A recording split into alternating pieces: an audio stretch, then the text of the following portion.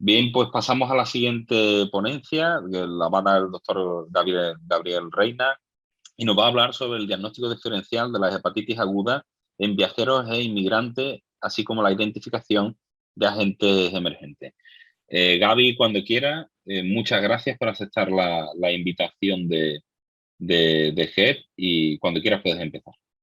Muy bien, pues buenas tardes a todos. Muchas gracias, Antonio. Muchas gracias por, lo primero, a la AGE por la invitación a impartir esta sesión. Voy a ver si puedo cargar la presentación. Y aquí la tengo, ¿no? Supongo que la veis.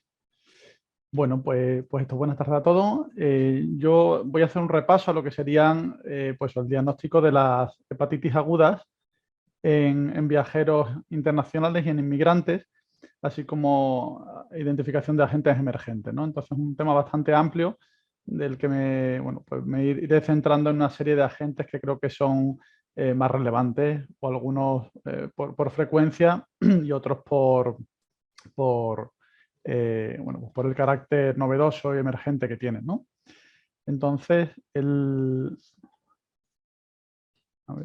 Entonces trataré fundamentalmente, pues de demostrar un poco qué importancia tiene este aspecto de la hepatitis aguda en viajeros e inmigrantes, qué situación vemos en los últimos años en cuanto a esta situación de viajes internacionales, inmigración, los agentes que están implicados, que iré repasándolos, así como esas posibles causas emergentes. Entonces, bueno, lo que son las hepatitis, sabemos, conocemos esta diapositiva, yo creo que bien, ¿no? En cuanto al incremento progresivo, ¿no? que están causando en cuanto al número de muertes a nivel global, que se situaba en el año 2015 en torno a 1.340.000 muertes por hepatitis. Y en concreto, bueno, la hepatitis aguda sí que se trata de una entidad generalmente autolimitada que, sin embargo, sí que puede en algunos casos progresar a formas más graves, normalmente con síntomas generales como fiebre, malestar, náuseas o anorexia, o síntomas más específicos como la ictericia o la coluria. En muchos casos depende de la edad y depende del estado inmune del individuo, pues la progresión que tenga el cuadro, ¿no? En este mapa podemos ver un poco la mortalidad asociada a distintas hepatitis virales, y fijándonos un poquito en hepatitis A y en hepatitis E, ¿no? que van a ser dos de las que abordaré un poco más en detalle, vemos como pues la zona de la India sí que tiene un porcentaje importante de muertes atribuidas a hepatitis E. En general, pues estos datos de mortalidad asociada a hepatitis, y fijándonos, como os decía, más en hepatitis A y E, pues recordaría que la hepatitis A aguda causa en torno a 1,5 millones de casos anuales, de los cuales se contabilizan aproximadamente 11.000 muertes. Esto supone un 0,8% de las muertes totales por hepatitis. Por otro lado, la hepatitis E aguda, se estima que hay aproximadamente unos 20 millones de casos a nivel mundial cada año, unos 3,3 millones que son sintomáticos, y de ellos unas 60.000 muertes, un 3,3% de las causas de las muertes por hepatitis. Entonces, hay muchas causas posibles en cuanto a hepatitis aguda en viajeros inmigrantes. Yo me voy a centrar un poco más, ¿no? Pues, como decía, en aquellos que considero que pueden ser un poquito más relevantes profundizar en ello, ¿vale?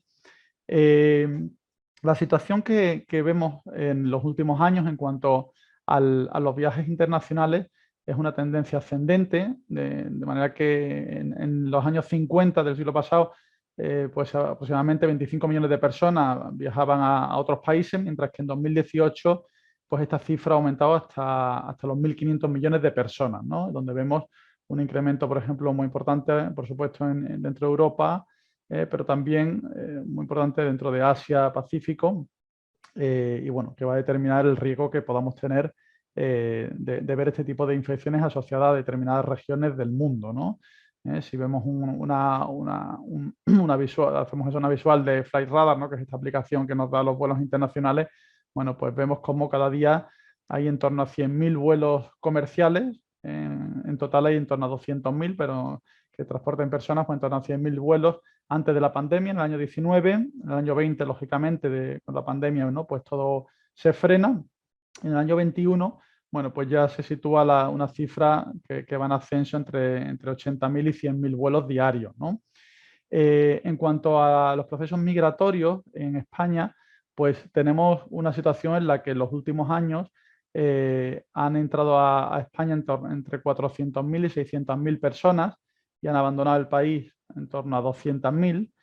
Y esto, bueno, con la caída que ha habido en la pandemia, pero que sigue situando la cifra del año 2020 en más de 400.000 personas de otros países. En cuanto a la inmigración irregular, esto supone una cifra aproximadamente en torno a 40.000 personas de ese número que estimado de 400.000. Entonces, bueno, pues fijándome un poquito ya en estas causas de hepatitis que quería repasar, bueno, pues hay que valorar un poco también recordar la transmisión de cada una. La hepatitis A y la hepatitis G van a tener un carácter de transmisión fecal-oral, normalmente ligado a agua o alimentos contaminados. Hay otras causas que nos van a interesar y que se transmiten por artrópodo vector, como dengue o fiebre amarilla, zika, chikungunya, estos arbovirus. Y luego va a haber otras formas de transmisión parenteral sexual que también van a ser importantes si se dan en países, en personas, en viajeros o en inmigrantes que vienen de determinadas zonas del globo. Entonces, la hepatitis A tiene una alta susceptibilidad en población española. En este mapa europeo, de este trabajo que el otro día también Anaís nos nombró, en la sesión, bueno, pues vemos cómo España es actualmente un país de baja endemicidad y por tanto un país, bueno, pues con una altamente susceptible las personas españolas que viajan a países de zonas que tienen una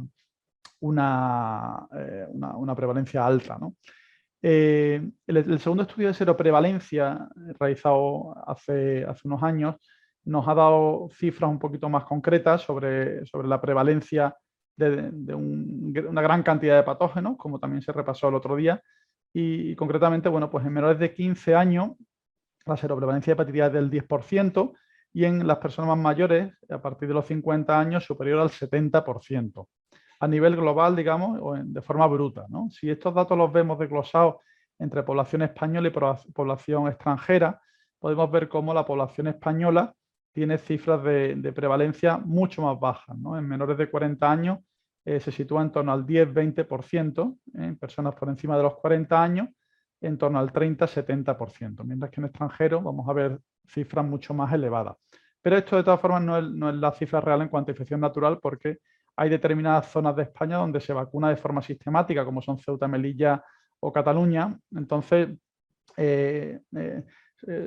quitando, ¿no?, las cifras de personas que están vacunadas y la población extranjera, pues vemos que la infección natural afecta en España aproximadamente al 3-5% en menores de 20 años. Es decir, hay aproximadamente 20 millones de españoles que son susceptibles de sufrir una hepatitis A y aquí, o particularmente si viajan a zonas de alta endemicidad, ¿no?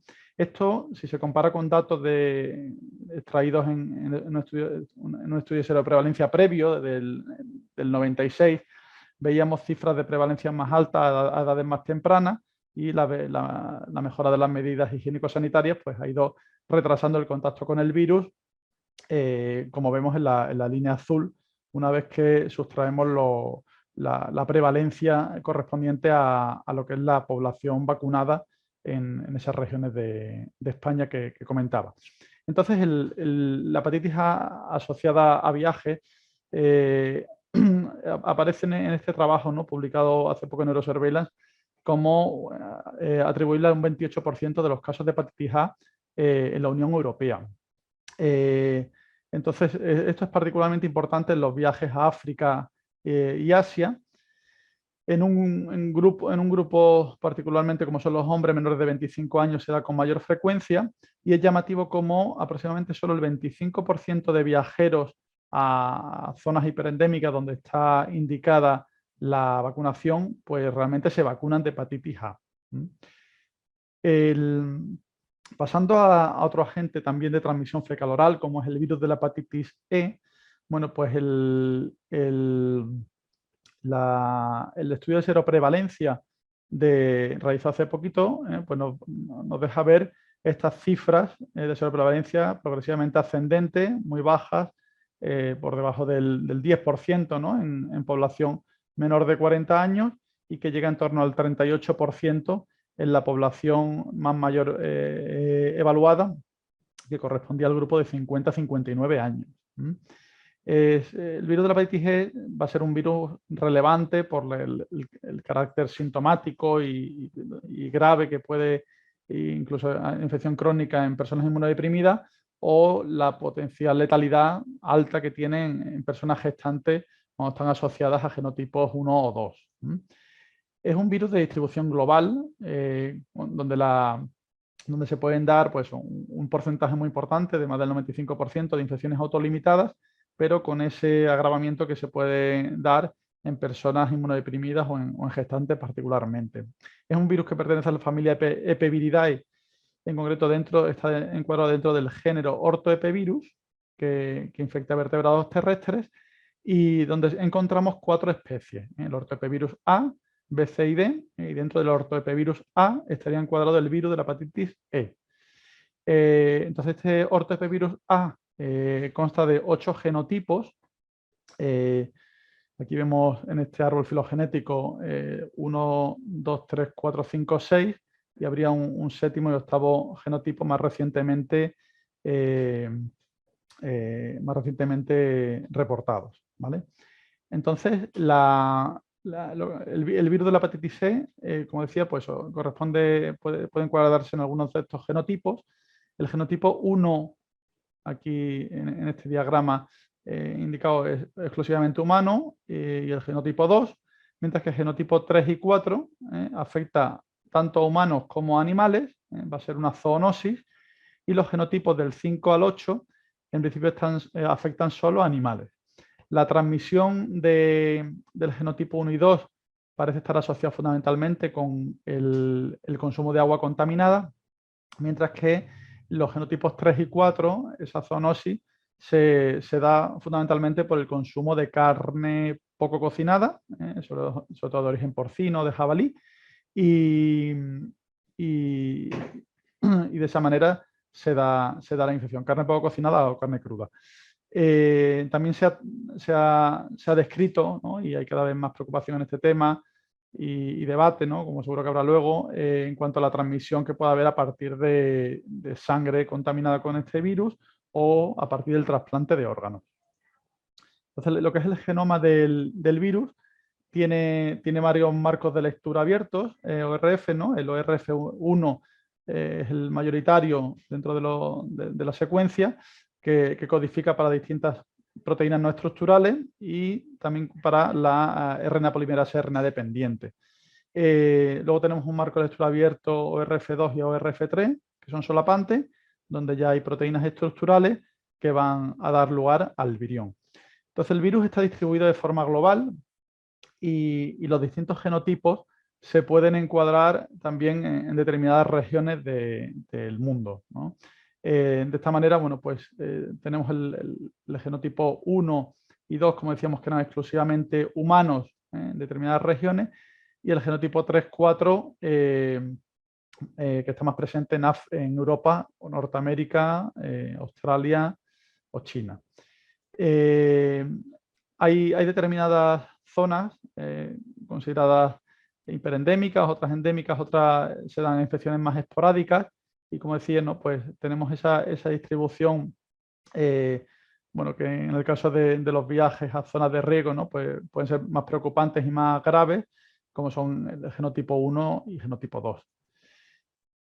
La transmisión pues se puede dar en función del genotipo, como decía, por agua, por consumo de agua contaminada, por productos sanguíneos, transmisión entre personas, vertical, o vía zoonosis. Y para el diagnóstico nos vamos a apoyar sobre todo en la serología, valorando la seroconversión, porque se va a producir producción de IgM y seroconversión de IgG. Entonces, aquí podemos ver en esta gráfica cómo la sintomatología o la elevación de transaminasa va precedido de la presencia del virus ya en sangre o en heces, donde podríamos hacer una detección por biología molecular, y en paralelo a esa subida de transaminasa vamos a ir observando ya un incremento de IgM y un poco más tardío un incremento de IgG. Aunque sabemos que también hay posibilidad de que no haya o no veamos correctamente esa seroconversión y únicamente la detección mediante ARN nos permite hacer el diagnóstico a partir de sangre, a partir de heces y a partir de saliva, ¿no? Como también publicaban hace poco y nos presentaban en GEP el grupo de Antonio Rivero. Entonces, aquí hago un paréntesis, digamos, o paso a describir un virus también emergente, como es el ortoepevirus C. ¿No? Hemos hablado como el ortoepevirus A incluye al virus de la hepatitis E, y este ortoepevirus C se ha llamado también virus de la hepatitis E de ratas. Pues es interesante porque hasta el año 2017 pues, se había detectado en ratas, en roedores fundamentalmente,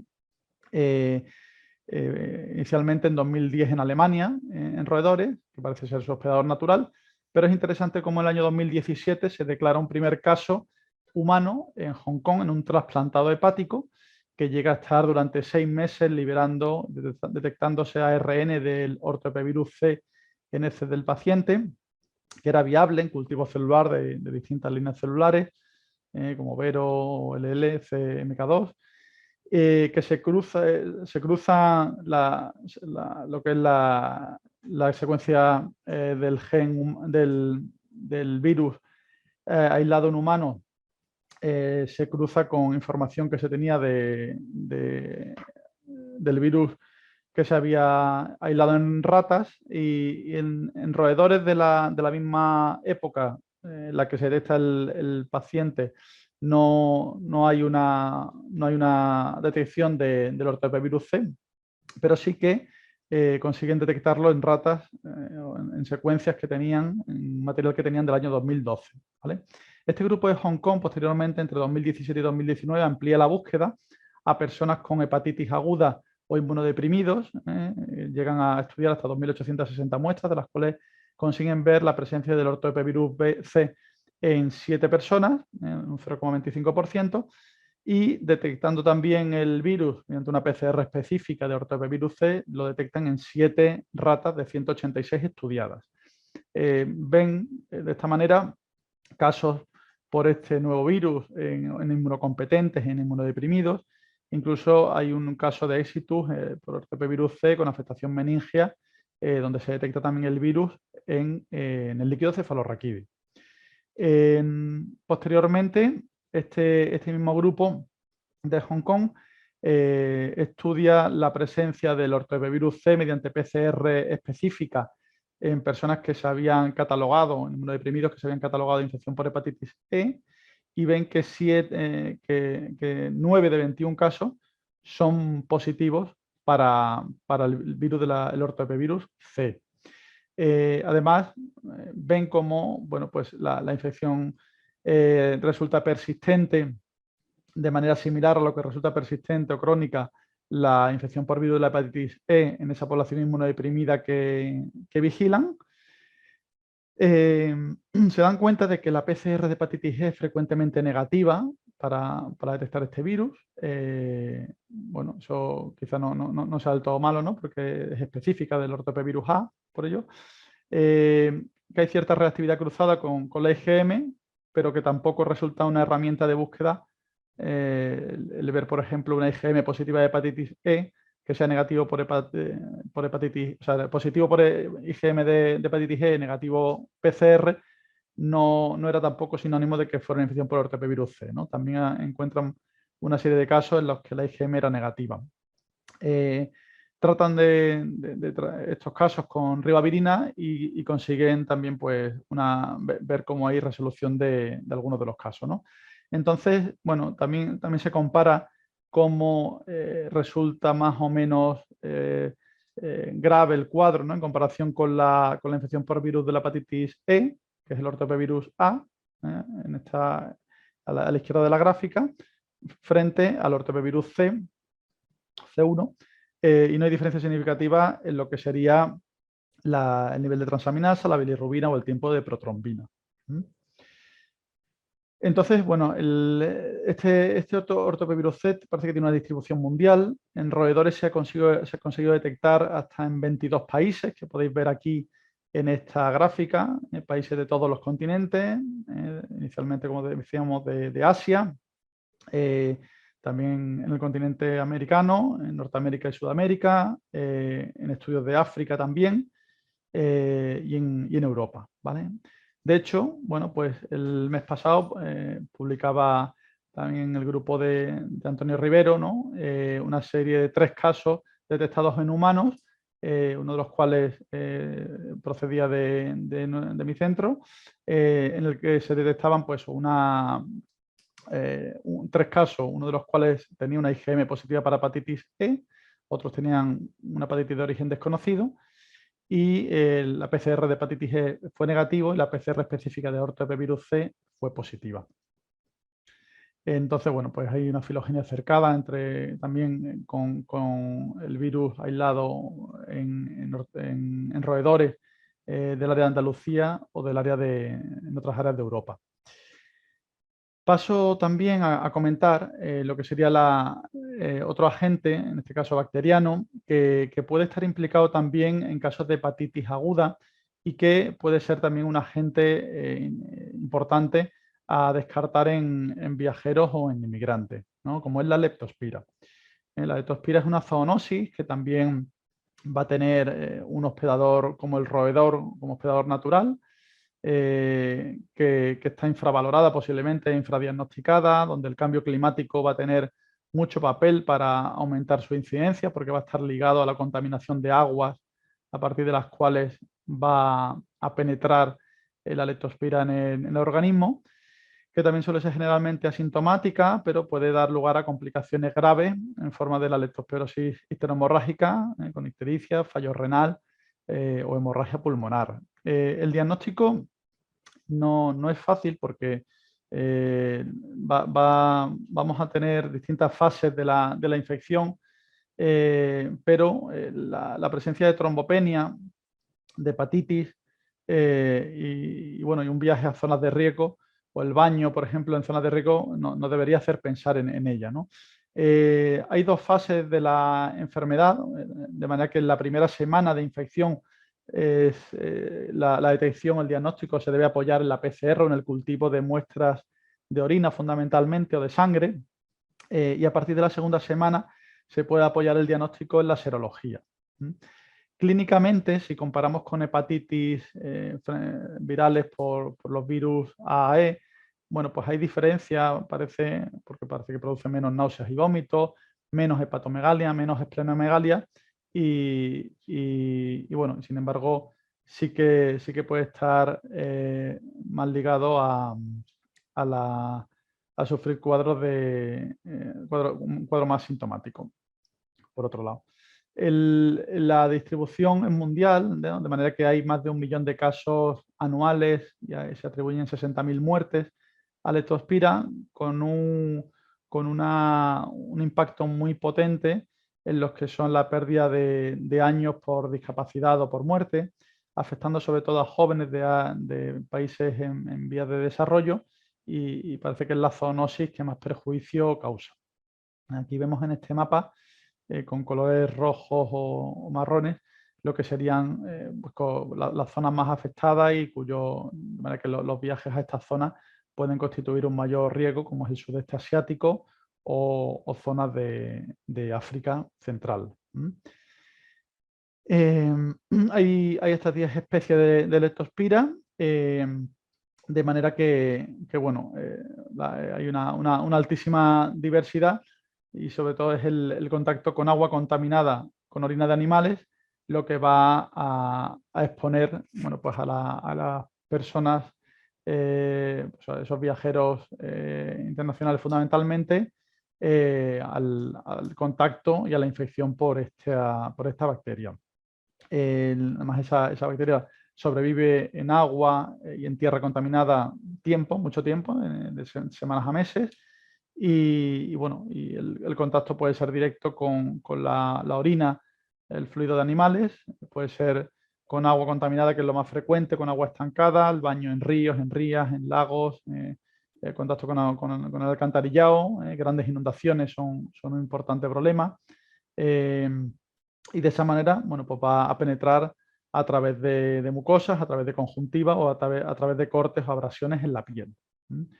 Es más raro que se produzca una infección de persona a persona y las actividades de alto riesgo van a ser sobre todo pues, caminar, nadar, navegar en aguas contaminadas y particularmente se aumenta el riesgo si hay una inmersión prolongada, sumergiendo la cabeza o si se traga agua en esas zonas que pueden estar contaminadas por esta bacteria, por esta gente.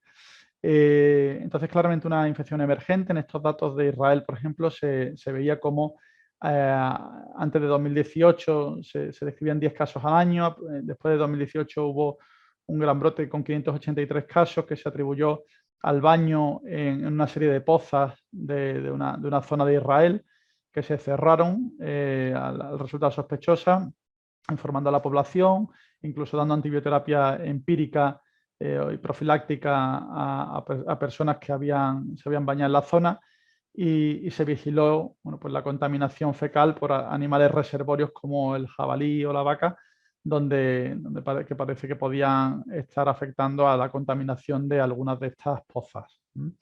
Como decía, hay dos fases de la infección que va a determinar un poco cómo hacemos el diagnóstico, de manera que nos vamos a apoyar más en la PCR o el cultivo en la primera semana y en la serología o la muestra de orina para buscar por PCR en orina en la gente a partir de la segunda semana. Es decir, hay una bacteriemia en los días iniciales y hay una bacteriuria que será intermitente después de los 7 días de infección, mientras que la respuesta serológica pues, requiere del orden de 3 a 10 días para su desarrollo. Lo vemos aquí igualmente, ¿no? Inicialmente con esa bacteriemia podemos hacer PCR cultivo en sangre. Posteriormente se va desarrollando la respuesta serológica y se irá liberando en orina de forma intermitente y podremos detectarlo en orina por PCR cultivo cogiendo diversas orinas a partir de la segunda semana. ¿Vale? A continuación voy a hablar más brevemente, ¿no? de algunos agentes que el otro día también ya veíamos con el repaso, ¿no? Que veíamos a las causas de hepatitis por otros agentes diferentes a los clásicos. Entonces voy a comentar algo de dengue y de fiebre amarilla como agentes que van a estar implicados dentro de los flavivirus en enfermedad hepática.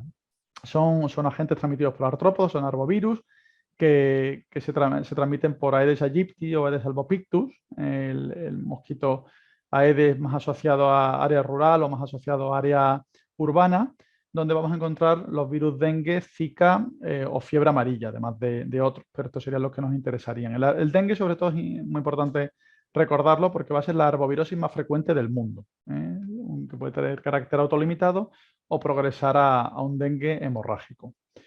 De esta manera, bueno, pues el dengue va a tener 4 serotipos, 1, 2, 3, 4, que va a generar una inmunidad de larga duración, que va a ser exclusivamente del serotipo infectante, no protegiendo frente a otro serotipo. La transmisión se da por la picadura del mosquito Aedes, que va a ser el vector de la infección. Entonces, las zonas más afectadas van a ser zonas tropicales y subtropicales, particularmente de Sudamérica y de Sudeste Asiático, aunque se han detectado casos endémicos en 5 de las 6 regiones de la OMS. La zona donde circula el mosquito vector, pues una zona muy amplia, cada vez más amplia, y de hecho por eso ya sabemos, ¿no?, cómo se están detectando casos autóctonos también en España, pero el riesgo fundamental va a ser el viaje a esas zonas donde hay mayor presencia del mosquito. Para el diagnóstico nos vamos a apoyar en la fase aguda, nos podemos apoyar en la fase aguda inicial de síntomas en la PCR, pero la viremia que tiene es corta, ¿vale? La PCR o la detección de antígenos nos permite detectar y confirmar la infección por dengue en los primeros días de infección, pero lo más habitual es que el paciente pues se estudie más allá de los 5 días del inicio de síntomas, donde la serología, particularmente la IgM y valorando la seroconversión a IgG, como gol estándar, nos van a permitir conocer la infección, confirmar la infección por dengue.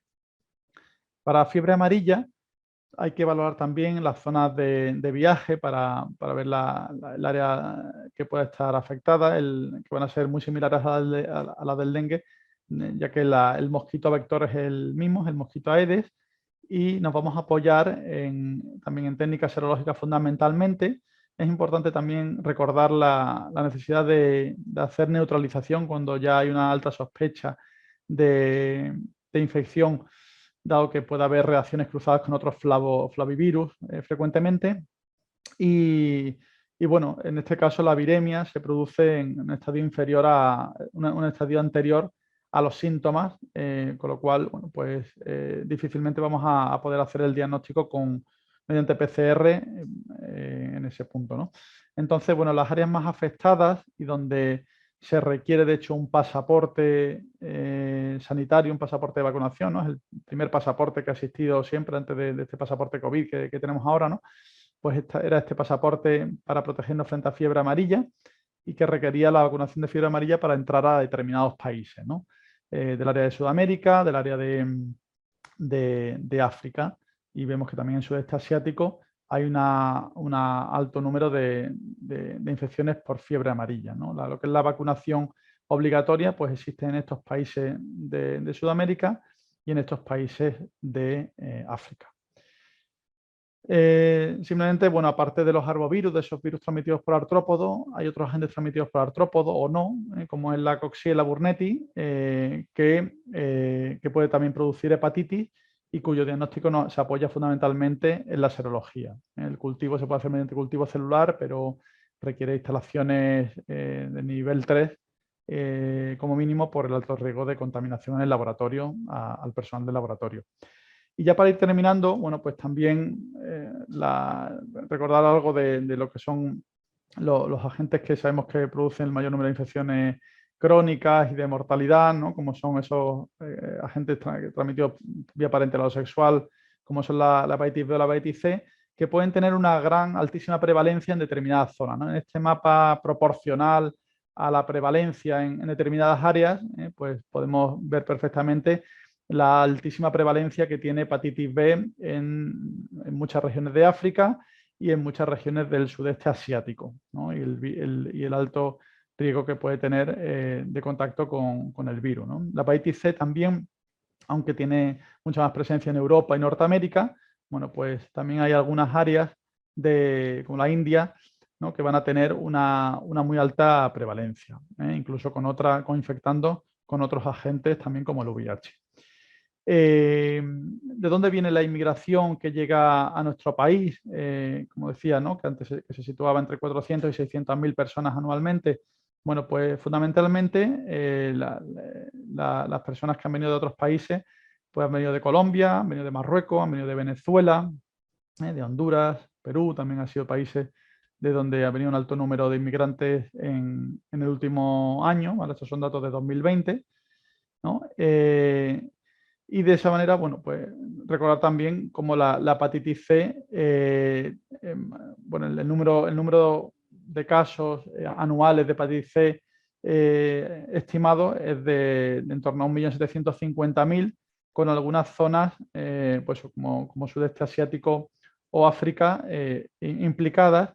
Y yo quería resaltar, por ejemplo, ¿no? la posibilidad de contraer virus de hepatitis C por serotipos, por subtipos poco frecuentes, es decir, subtipos no 1A, no 1B, ni tampoco 4A, 4D, sino genotipos 4 raros o 1 no A, no B, que pueden ser particularmente problemáticos en el tratamiento con antivirales, como se ha descrito en algún trabajo, ¿no? Donde parece que tenían unas tasas inferiores de respuesta, ¿no? Y en este caso, bueno, como digo, países de África subsahariana, de África central, de sudeste asiático, pues van a tener una mayor presencia de algunos de estos subtipos que pueden ser un poquito más problemáticos.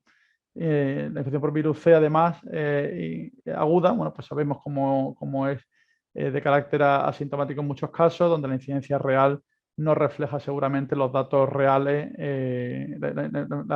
sea, la incidencia reportada puede no indicar los datos reales, ¿no? Hay determinados países, además, como China, Pakistán, India, Egipto, Rusia, ¿no? Que se han catalogado también de países donde la eliminación va a ser más difícil por el altísimo número absoluto que hay de personas infectadas y que puede retrasar los objetivos de eliminación, ¿no? Y ya sabemos, bueno, pues como el diagnóstico de la infección aguda se apoyaría en estrategias como la seroconversión por hepatitis C o, o el hallazgo de ARN o de antígeno de virus C, aparte de otras estrategias novedosas basadas en la afinidad de los anticuerpos, técnicas de secuenciación masiva que también se han descrito, ¿no? Entonces, ya simplemente para terminar, bueno, pues vemos cómo los viajes internacionales y la inmigración tienen una tendencia ascendente, como hay una alta susceptibilidad de la población española a hepatitis A,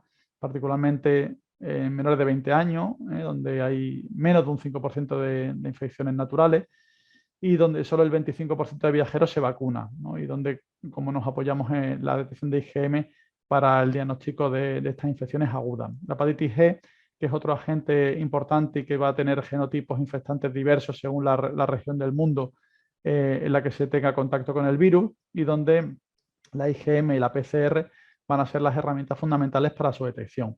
El ortoepevirus C, ese agente emergente, similar a la hepatitis E de origen zoonótico y que tiene una distribución mundial, como ya se está viendo, donde una PCR específica puede darnos la posibilidad de hacer el diagnóstico.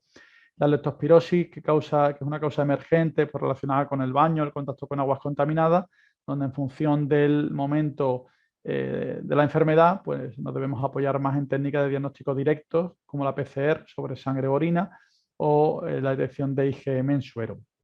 La posibilidad de que se den casos de hepatitis a partir de arbovirus como dengue, fiebre amarilla, Zika chikungunya también, que no hemos entrado en ello, ¿no? Donde pues, la detección de IgM y las técnicas de neutralización son necesarias en muchos casos cuando son los flavivirus los implicados para poder diferenciar correctamente.